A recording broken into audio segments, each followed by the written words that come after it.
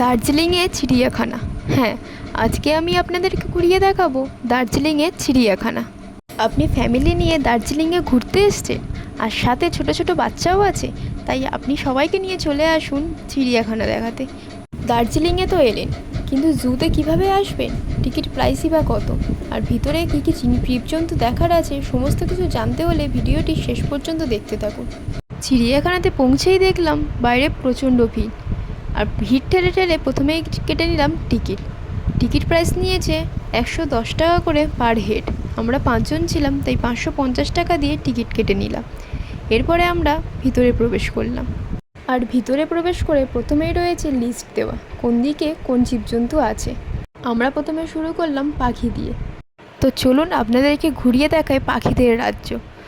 এখানে কি কি পাখি আছে, ওপরে পাখিদের নাম লেখা আছে। নাম পড়ে পড়ে আপনারা পাখিগুলোকে একবার করে চিনে নিন।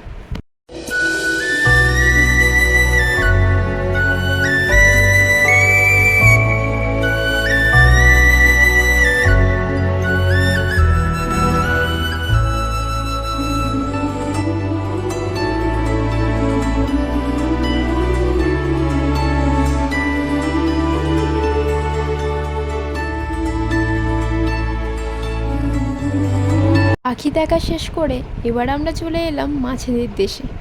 এখানে অ্যাকোরিয়ামে থাকা প্রচুর মাছ রয়েছে, আপনারা এবার মাছগুলোকে দেখে নিন।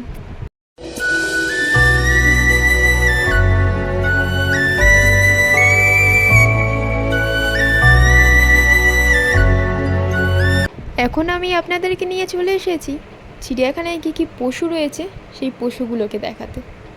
এখানে বাঘ, শিম্পাঞ্জি, বানর, হরিণ, প্রায় সমস্ত পশুই রয়েছে। চলুন আপনারা একবার করে দেখে নিন পশুগুলোকে।